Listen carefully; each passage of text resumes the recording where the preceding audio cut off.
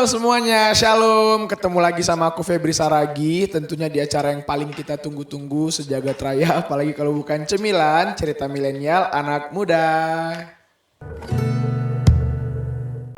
Oke teman-teman, kali ini edisi spesial ya. Kalau ruangannya udah begini berarti kita nggak chit chat biasa, tapi kita mau dengar kesaksian dari anak-anak Tuhan. Gimana Tuhan udah berperkara dalam kehidupan mereka, gimana mereka juga dipulihkan dari ketidakberdayaan mereka. Mungkin teman-teman di rumah nanti akan mendengar kesaksian ini dan merasa, oh ini sama kayak hidup aku nih. Semoga kesaksian dari dua teman aku ini memberkati kalian semua dan bikin kita semua semakin cinta sama Tuhan ya. Selamat menyaksikan, Tuhan Yesus memberkati.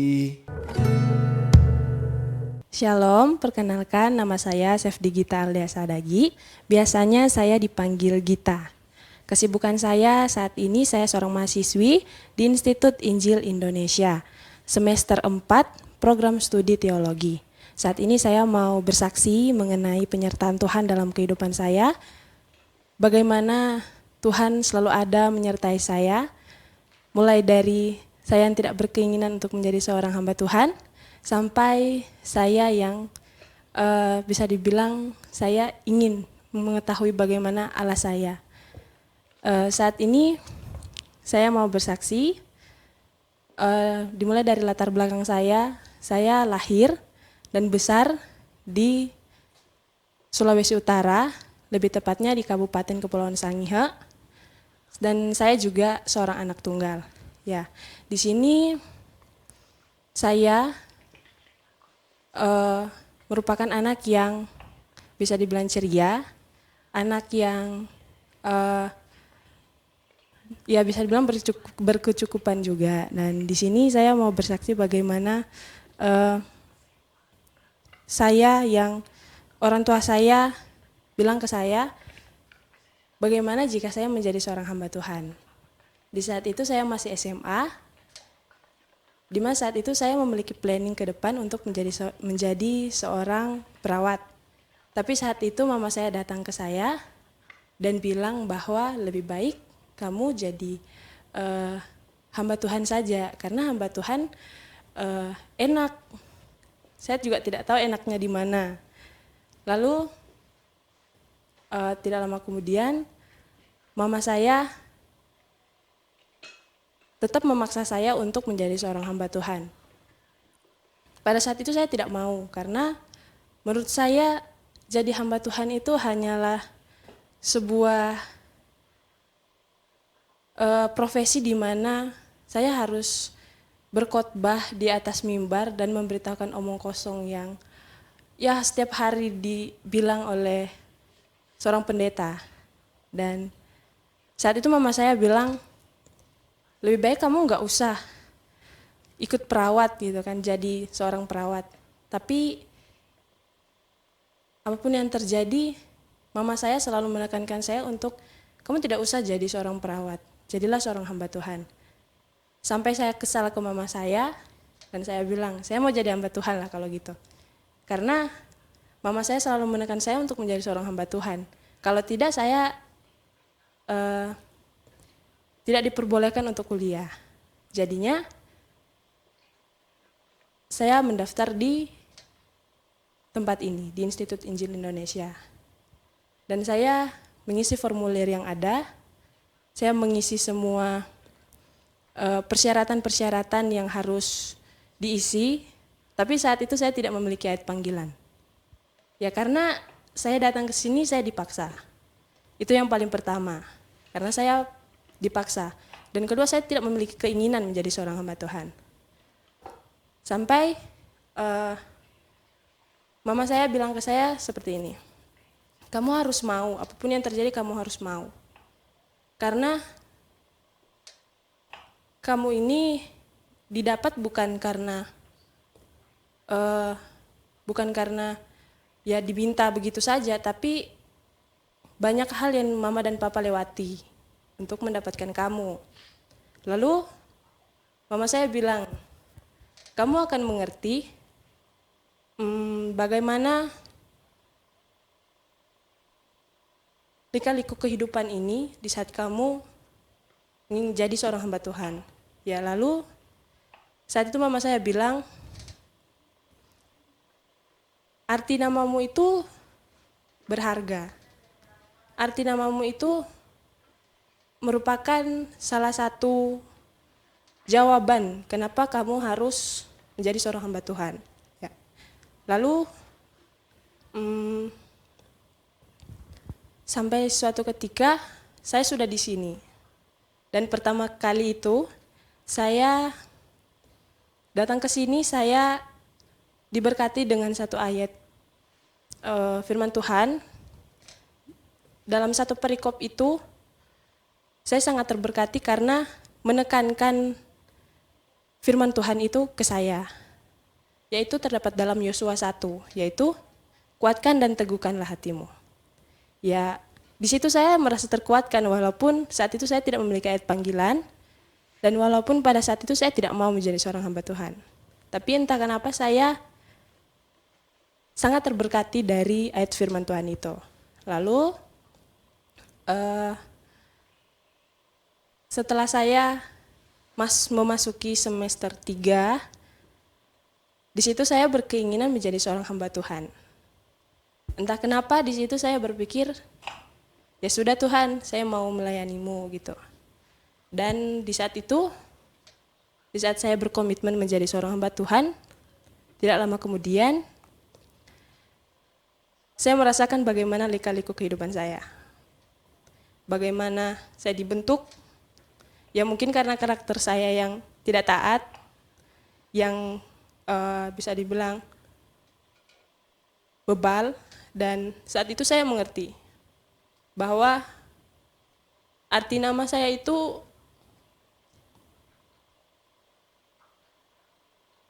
sangat luar biasa dalam hidup saya.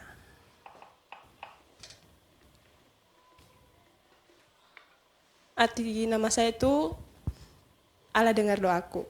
Itu nama tengah saya. Dan ya bisa dibilang setelah sekian lama akhirnya saya mengerti. Ternyata doa itu sangat besar kuasanya. Itulah arti nama tengah saya, Aldea. Dan setelah saya mengikuti pembentukan di sini, saya tahu bahwa penyertaan Tuhan selalu ada buat saya. Dan ya, saya dikuatkan kembali dari firman Tuhan yang terdapat dalam 1 Raja-Raja 19. Di situ menceritakan bagaimana Elia ke Gunung Horeb. Di saat itu Elia sangat ketakutan. Dia sangat ketakutan di saat dia dicari mau dibunuh oleh Ratu Yezebel. Tapi saat itu Tuhan memampukan dia. Tuhan mengutus malaikatnya di mana di situ malaikat itu datang ke dia, lalu dia berkata, bangunlah, makanlah. Sebab kalau tidak, perjalananmu nanti terlalu jauh buatmu. Kira-kira seperti itu. Dan dari firman Tuhan itu, saya mengerti bahwa walaupun di hidup saya itu yang saya lewati banyak hal, banyak cobaan, permasalahan, tetapi Tuhan selalu mampukan saya. Dan sampai saat ini saya bersyukur bila panggilan saya bisa saya teruskan walaupun banyak rasa ingin berhenti, ingin goyah. Bisa dibilang saya itu goyah dengan segala hal di sini. Tapi entah kenapa semakin saya di sini, semakin Tuhan kuatkan saya. Semakin Tuhan kuatkan saya untuk saya melangkah. Walaupun saya sendiri bebal, masih banyak kedagingan yang harus dikikis dari saya. Tapi di sini saya mau bersaksi, mungkin bagi teman-teman yang ada di luar sana, mungkin teman-teman di luar sana memiliki banyak pergumulan, persoalan. Bahkan untuk melangkah pun itu tidak mudah. Tetapi yakin dan percayalah bahwa Tuhan itu sanggup melakukan segala sesuatu. Tuhan masih sanggup menopangmu di dalam setiap kegagalan, di setiap persoalan yang ada. Tuhan selalu ada buatmu. Tuhan selalu ada, menyertai, melindungi. Bahkan Dia adalah seorang Tuhan yang selalu menjadi benteng, menjadi pelindung buatmu di saat kau udah mau hampir terjatuh, di saat teman-teman di rumah mungkin udah mau menyerah dengan permasalahan hidup. Tapi buat teman-teman, tetap yakinlah bahwa Tuhan selalu ada. Tuhan selalu menolongmu dalam setiap keterpurukan yang kau alami. Dan di saat ini saya mau menyanyikan satu lagu yang menurut saya itu sangat memberkati saya di saat saya mengalami sebuah persoalan hidup, di saat saya mengalami ketakutan. Tapi setiap kali saya menyanyikan lagu ini, saya tahu bahwa Tuhan selalu ada buat saya.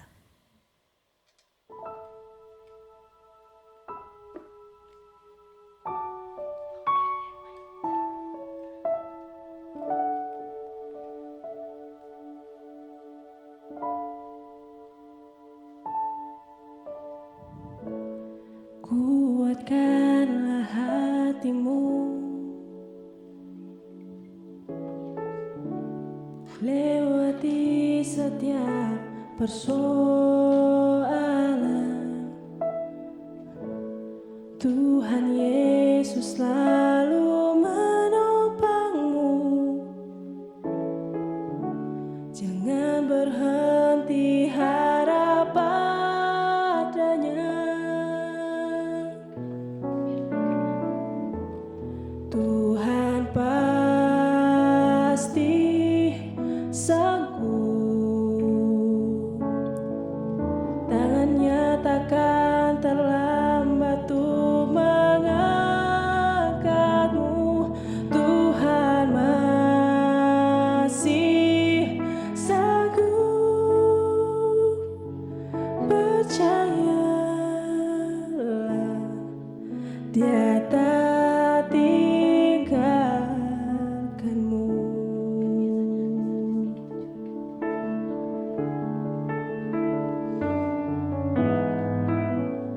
Kuatkanlah hatimu,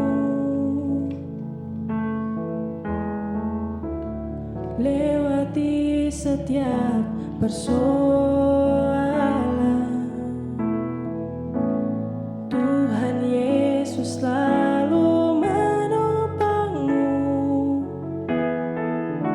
Jangan berhenti harap padanya. Tuhan pasti sanggup.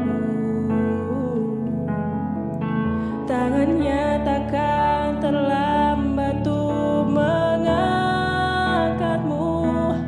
Tuhan masih sanggup.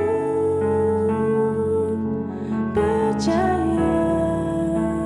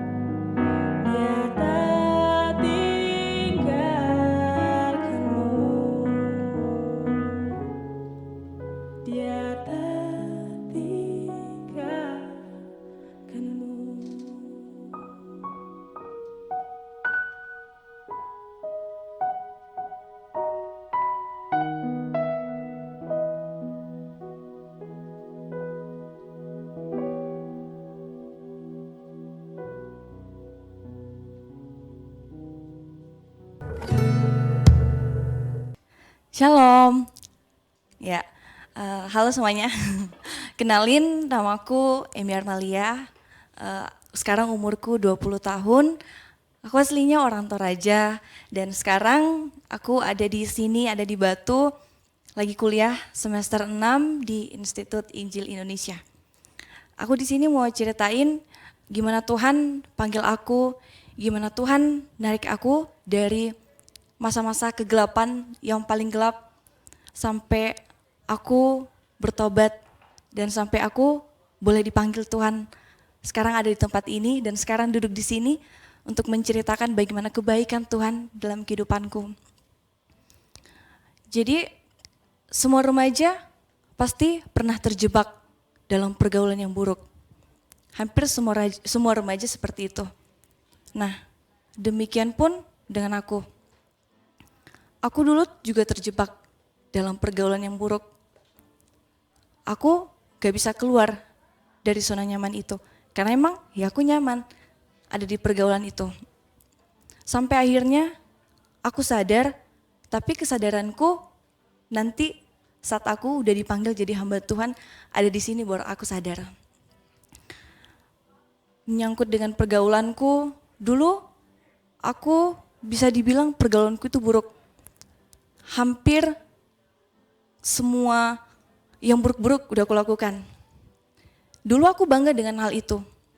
Tapi seperti Paulus, aku malah jijik dengan apa yang dulu aku lakukan. Gaya pacaranku yang pertama. Dulu kalau aku pacaran, aku gak pernah pacaran yang diem-diem. Jadi diem-diem maksudnya dulu semua pacarku mungkin gak ada yang gak pernah kubawa ke rumah. Hampir semua orang-orang itu yang ada dalam kehidupanku, semuanya kubawa pulang ke rumah. Tapi aku bangga dengan hal itu. Padahal sebenarnya aku takut dengan orang tuaku. Tapi gak tahu kenapa aku ya berani aja bawa aja mereka ke rumah. Udah berapa laki-laki yang kubawa ke rumah. Itu dulu kebanggaanku. Bahkan pergaulanku bersama teman-temanku, mereka yang suka minum-minum, mereka yang merokok, padahal mereka perempuan. Dan aku hampir aja ada di situ. Gaya pacaranku juga kalau mau dibilang mungkin itu adalah yang paling terburuk, tapi nggak mungkin ku ceritain di sini. Tapi semuanya teman-teman di rumah pasti tahu gimana pacaran anak-anak zaman sekarang. Tapi itu dulu, nggak lagi sekarang. Aku juga pernah buat orang tuaku hampir cerai. Papa mamaku dulu hampir cerai, cuman gara-gara ya aku yang kayak gini. Aku dulu sering bawa laki-laki ke rumah. Aku pernah pacaran sama yang beda agama dari aku. Gaya pacaranku buruk. Sampai orang tuaku itu capek ngadepin aku. Dulu aku gak pernah diam di rumah. Dari semenjak aku mulai masuk SMA, aku udah mulai nakal. Aku selalu ikut teman-temanku dan aku tuh nyaman ada di situ. Mungkin orang tua aku udah capek. Tiap malam aku keluar, aku gak bisa dibilangin. Sekalipun mereka udah larang aku 1000 macam cara, aku lakukan biar aku bisa keluar dari rumah. Aku pernah kabur, aku pernah suruh teman-temanku jemput aku di rumah. Aku pernah, pokoknya segala macam cara aku lakukan biar aku keluar dari rumah, biar bisa keluar sama teman-temanku. Nah itu buat orang tuaku hampir cerai. Papaku pernah bilang kayak gini, sama aku dan sama mamaku, kami bertiga duduk mau selesaikan masalah kami. Lebih tepatnya selesaikan masalahku. Jadi papaku pernah bilang kayak gini, Emi kalau kamu gini-gini terus, kamu tinggal di sini sama mama kamu, biar papa pulang aja. Biar papa pulang aja balik ke kampung kita. Jadi karena kami ada di suatu tempat dan kami merantau di tempat itu. Padahal kalau mau dibilang keluargaku adalah keluarga hamba Tuhan. Seharusnya aku tuh bersyukur ada di keluarga hamba Tuhan. Harusnya aku bersyukur aku lahir dari keluarga itu, dari keluarga yang baik-baik. Papaku pelayanan, begitupun dengan saudara-saudaraku, mereka pelayanan, mereka juga menikah dengan hamba Tuhan, mereka hamba Tuhan. Tapi menurut aku sekalipun kami keluarga, itu adalah kehidupan mereka, bukan aku. Itu mereka sebagai hamba Tuhan, tapi tidak dengan aku. Sekalipun mereka menuntut aku, tapi menurutku ini adalah hidupku. Aku juga punya cara sendiri gimana aku harus jalan hidupku. Dulu aku gak sejalan dengan mereka. Dan kadang aku iri kalau lihat teman-temanku, mereka bisa akrab sama orang tua mereka. Mereka rasanya seperti kayak bersyukur ada di tengah-tengah keluarga itu. Yang bikin aku nyesal, kenapa sih aku nyadarnya sekarang? Kenapa aku gak nyadarnya waktu kemarin? Kalau lihat teman-temanku mereka akrab dengan orang tua mereka senang banget ada di keluarga itu, apa yang orang tua mereka katakan, apa yang orang tua mereka bilang, mereka ikutin, apa yang orang tua mereka lakukan, mereka juga ikutin itu. Aku mikir, kenapa aku dulu gak kayak gitu? Kenapa aku harus kayak gini? Aku menyia-nyiakan kesempatan itu. Dan aku bersyukur aku ada di tempat ini, sekalipun aku ada di tempat ini itu semua karena paksaan. Aku dulu gak mau kuliah. Aku dulu gak suka sama namanya kuliah. Tamat SMA maunya aku ya santai-santai aja di rumah. Atau aku ngapain gitu, yang penting aku gak kuliah. Aku ada di sini itu semua karena paksaan. Awalnya karena paksaan. Nah, mungkin kalau aku juga gak ada di tempat ini, aku gak bisa bayangin mungkin sekarang ini aku rusak parah. Aku mungkin bahkan udah nikah. Aku mungkin udah punya anak sekarang. Aku mungkin udah rusak banget kalau aku enggak di tempat ini. Tapi satu orang sadarin aku kemarin. Jadi aku cerita sama orang itu, Kak, masa lalu loh kemarin tuh kayak gini. Sekalipun kelihatannya mungkin aku suci. Mungkin sekarang orang lihat dari pelayananku mungkin wow, aku benar-benar dipakai Tuhan secara luar biasa. Tapi sebenarnya ada masa-masa yang gelap banget. Yang sebenarnya kemarin itu aku lewatin. Sebenarnya aku jijik dengan diriku sendiri. Tapi orang itu nyadarin aku, dia bilang kayak gini, gak apa-apa kamu udah menang. Jadi itu suatu tamparan buat aku. Ya udah, gak apa-apa ceritain aja. Karena aku pikir ya udah, aku juga udah dimenangkan, itu masa laluku. Itu aku yang dulu, bukan aku yang sekarang. Sekalipun dulu aku bangga dengan kehidupanku yang seperti itu, tapi sekarang aku bersyukur kalau aku bisa jadi sekarang ini. Prosesnya benar-benar sulit. Aku nyaman banget sama kehidupanku yang lalu. Aku nyaman banget hidup di masa itu. Dengan teman-temanku, aku yang bebas, dengan pergaulanku yang seperti itu. Tapi aku nyaman di situ. Awal-awal tempat ini menurutku itu pergumulan berat. Bulan-bulan ketika aku ada di tempat ini, aku coba mikir gimana caranya biar aku bisa pulang ke tempat ini. Aku pernah mau hubungin beberapa orang buat kirimin aku tiket pesawat diem-diem biar aku bisa pulang, biar aku bebas, aku mau ngapain aja, aku gak suka tempat ini. Tapi ada suatu waktu di mana aku sadar kalau ternyata aku ini kotor banget sih. Nah, jadi waktu awal-awal aku pelayanan, itu bagian hal yang paling aku suka. Aku nganggep itu sebagai tempat hobiku bisa tersalurkan.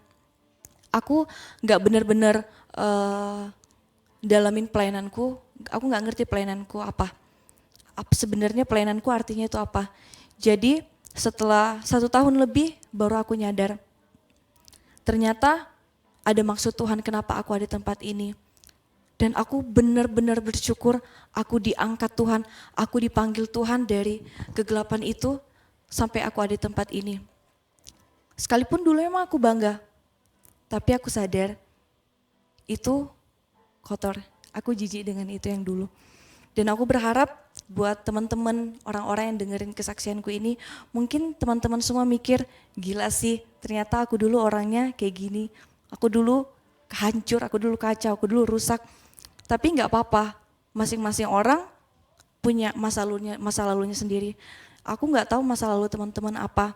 Mungkin ada yang lebih buruk dari aku, atau mungkin ada yang emang lahir, besar, bahkan sampai ada di sekarang ini, sikapnya baik-baik aja, jadi anak yang baik-baik. Kita semua punya latar belakang yang beda-beda. Dan ini aku, sekalipun dengan masa laluku yang seperti ini, tapi aku bangga karena aku bisa ditarik Tuhan. Aku bisa dipanggil Tuhan sampai aku ada di tempat ini. Dan kalau misalnya keluarga aku nonton, atau orang tua aku nonton, aku mau bilang, aku minta maaf kalau aku pernah nyanyain kesempatan itu. Kalau dulu aku jadi anak yang buat malu, jadi anak yang gak bisa banggain orang tua. Tapi sekarang aku sadar aku benar-benar salah, aku nyesel, dan aku bangga. Aku sekarang benar-benar bersyukur aku ada di keluarga itu, sama-sama melayani Tuhan. Dan aku lebih bersyukur lagi aku ada di tempat ini, aku bersama dengan orang-orang yang sepelajaran aku, bersama-sama dengan orang-orang yang menjadi hamba Tuhan. Aku bersyukur aku ada di lingkungan yang benar-benar membentuk aku sampai aku jadi seperti sekarang ini. Ada beberapa lagu yang menjadi kekuatan aku, yang buat aku kuat, yang menjadi lagu favoritku ketika aku ada di tempat ini. Sebenarnya ada 2 lagu. Lagu yang pertama judulnya Tenang Saat Bersamamu. Lagu ini memberkati aku. Gimana waktu aku frustasi, tapi rasanya Tuhan mau bilang sama aku, kamu tenang. Itu kamu yang dulu. Itu masa lalumu yang kelam. Tapi kamu tenang, aku ada bersamamu. Lagu itu menceritakan bahwa Tuhan itu gak pernah tinggalin aku sendiri. Sekalipun dulu aku buruk, aku kacau, aku rusak, tapi ternyata Tuhan juga ada saat aku kacau. Sampai sekarang ini Tuhan juga ada bersama-sama dengan aku. Lagu yang kedua, judulnya Permata Hatiku. Aku bangga, aku bersyukur punya Allah. Dia mahal, dia gak bisa dibeli dengan apapun itu. Aku bersyukur kalau aku jadi hal yang berharga bagi Tuhan. Dan aku sadar ternyata aku ini spesial. Ternyata aku ini berharga bagi Tuhan. Dan lewat lagu ini, lewat lagu yang aku pilih, judulnya Permata Hatiku, di sini aku mau ungkapkan bahwa hanya Tuhan permata hatiku. Hanya Tuhan yang benar-benar berharga bagi aku. Dia tuh gak bisa dibeli dengan apapun. Dan aku bersyukur aku dipanggil jadi anaknya, aku dipanggil dari kegelapan, dan aku dipanggil menjadi hamba Tuhan hingga aku ada sekarang ini.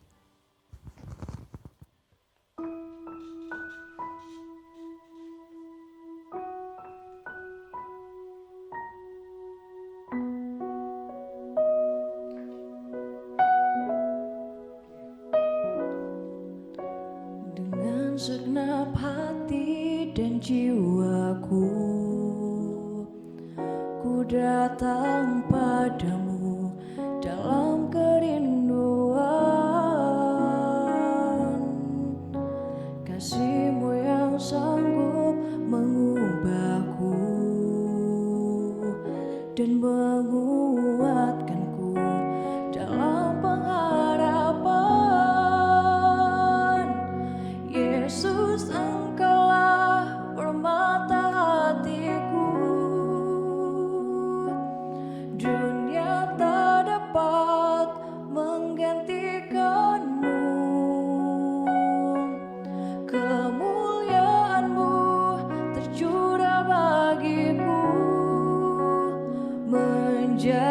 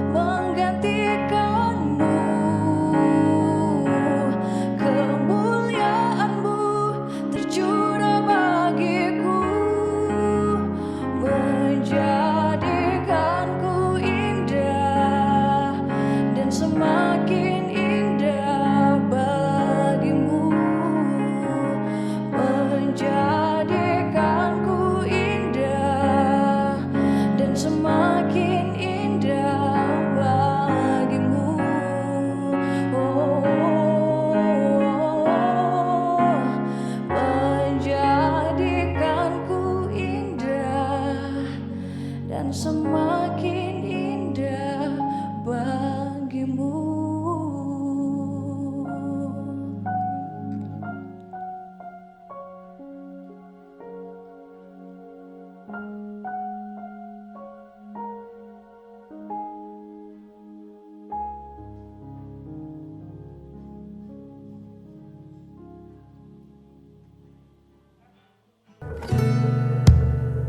Oke teman-teman, kita udah diberkati ya dengan kesaksian Gita dan Emi. Aku yakin kalian juga udah merasa dikuatkan, disegarkan juga melalui kesaksian mereka. Tapi sebelum kita mengakhiri acara kita malam hari ini, aku mau tanya-tanya dulu sama Gita sama Emi ya. Kan kemarin kita tuh udah merayakan Paskah, Tuhan Yesus sudah mati untuk kita, untuk aku, Gita, Emi, dan untuk teman-teman semua. Kalian dua punya pengalaman pribadi nggak atau makna yang kalian dapat dari kematian Yesus dan bangkitnya dia terhadap diri kalian pribadi gitu? Emi dulu deh. Ya, kalau menurut aku bersyukur ya Tuhan mati, Tuhan bersyukur. Aku bersyukur Tuhan itu bangkit. Jadi aku bayangin kalau Tuhan itu nggak mati, Tuhan itu nggak artinya Tuhan nggak tebus dosaku dong. Berarti pergaulanku yang kemarin, apapun yang aku lakukan, dosa-dosaku, kejahatanku itu nggak ditebus Tuhan. Itu sih Bang. Penebusan Tuhan ya untuk dosa-dosa ini Iya. ya. Oke, menurut kita? Ya, kalau seandainya Tuhan tidak mati bagi saya, mati di atas kayu salib, menurut saya masih terkungkung dalam dosa. Oke. Kalau seandainya Tuhan tidak bangkit, saya juga tidak akan bangkit. Saya masih berada dalam ruang lingkup yang bisa dibilang keberdosaan saya. Tapi karena Tuhan telah bangkit dan telah menebus dosa-dosa saya, berarti saya sudah dimenangkan. Saya sudah menjadi orang yang dimenangkan oleh Tuhan. Oke teman-teman, jadi itu pengertian Paskah bagi Gita dan juga Emi, gimana Tuhan Yesus mati menebus dosa-dosa mereka dan Tuhan Yesus bangkit juga untuk membuktikan bahwa dia menang atas dosa. Dan kematian dan kebangkitannya juga membuktikan bahwa kita pun menang atas dosa-dosa kita, udah ditebus dari dosa-dosa kita ya. Mungkin teman-teman juga punya pergumulan yang sama kayak kesaksian Gita tadi yang hidupnya penuh dengan ketakutan, tapi akhirnya dia merasakan juga gimana penyertaan Tuhan. Atau teman-teman juga ada di posisi Emi yang punya pergaulan bebas, yang membuat orang tua sedih, keluarga sedih, dan juga bukan nyaris ya, membuat Tuhan sedih juga. Tapi dua-duanya mengambil komitmen dan keputusan dan penyerahan diri akan panggilan Tuhan. Sehingga mereka pun merasakan bagaimana Tuhan sebenarnya sayang banget sama mereka ya. Sayang banget sama Gita, sayang banget sama Emi, dan sayang banget sama kalian semua yang ada di rumah. Ya aku gak tahu, kami semua gak tahu pergumulan teman-teman bagaimana, tapi melalui kesaksian mereka berdua, kami harap teman-teman semakin dikuatkan lagi imannya sama Tuhan, semakin jatuh cinta terus menerus sama Tuhan, dan semakin dibawalah untuk datang kepada Tuhan. Oke, kami dari sini mendoakan teman-teman dan mengajak teman-teman juga yang masih muda, jangan malu untuk bersaksi seperti Gita dan Emi, bagaimana Tuhan dah pulihkan mereka, harus diceritakan juga supaya orang tahu bagaimana karya Tuhan dalam kehidupan kita. Ya, sebelum kita menutup acara ini lagi, aku mau baca ayat firman Tuhan untuk kita semua dari Yesaya 43 ayat 4. Oleh karena engkau berharga di mataku dan mulia, dan aku ini mengasihi engkau, maka aku memberikan manusia sebagai gantimu dan bangsa-bangsa sebagai ganti nyawamu. Oke? Malam ini kita diajarkan dan diingatkan lagi melalui kesaksian Gita dan Emi, bagaimana sebenarnya kita ini berharga banget di mata Tuhan. Oke, terima kasih Emi, terima kasih Gita sudah mau berbagi, dan kita akan mengakhiri acara ini. Aku berdoa untuk kita semua ya, mari kita berdoa.